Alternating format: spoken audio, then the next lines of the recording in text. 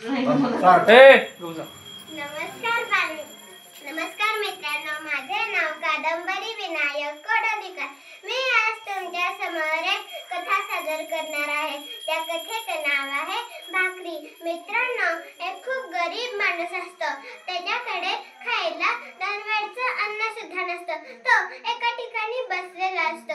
तेव्हा त्याच्या समोरून एक तपश्चर्या केलेले साधू महाराज जाताना दिसतात। तो त्या साधू महाराजांकडे जातो आणि म्हणतो, महाराज, तुम्ही तर खूप महान साधू आहात।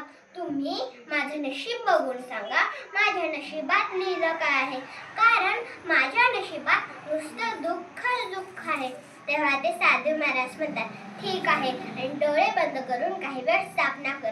काही वेळानंतर ते डोळे उघडतात। तेव्हा त्या गरीब माणसाला सांगतात, इथून पुढे तुझ्या आयुष्यात 20 भाकरी दिलेल्या आहेत, त्याच्या व्यतिरिक्त तुझ्या आयुष्यात काहीच नाही। तेव्हा तो गरीब माणूस म्हणतो, महाराज, तुम्ही तर खूप ज्ञानी आहात, विज्ञानी आहात। तुम्ही एवढं भविष्य सांगता, तर असं काहीतरी करा की त्या 20 भाकरी मला आत्ताच्या आत्ता मिळून जावेत।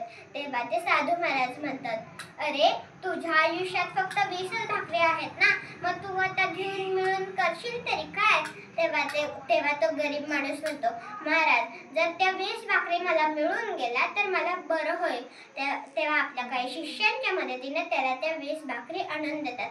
तेव्हा तो गरीब माणूस खूप खुश होतो, कारण त्याने याच्या आधी एवढं जेवण कधीच बघितलं नव्हतं। पहिला तो अर्धी भाकरी खातो, नंतर तो 1 भाकरी खातो, नंतर तो 2 भाकरी खातो। तेवढ्यात त्याचं पोट भरून जातं। तेव्हा त्याच्यासारखा एक गरीब माणूस त्याला तिथून जाताना दिसतो। तो त्या गरीब माणसाला म्हणतो, धर, आज माझ्याकडे 18 भाकरी आहेत, त्याच्यातले 2 तू घे।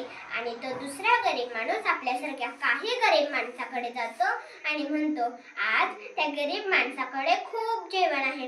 तेव्हा ते सगळे गरीब माणसं त्या गरीब माणसाकडे भाकरी घ्यायला येतात। आणि काही वर्षानंतर ते साधू महाराज त्या रस्त्याने जात असतात। तेव्हा त्यांना आठवतं की आपण ह्याच्या मागच्या वर्षी एका व्यक्तीला त्याचं भविष्य सांगितलं होतं। बघूया आता त्याचं काय झालं।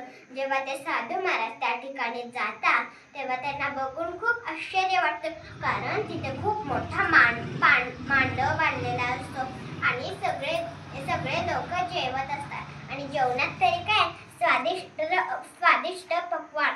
तेव्हा त्या गरीब माणसाला बोलवून घेतात आणि म्हणतात, अरे, तुझ्या आयुष्यात फक्त 20च भाकरी होते ना, मग तू आता एवढा धनवान कसा झालास?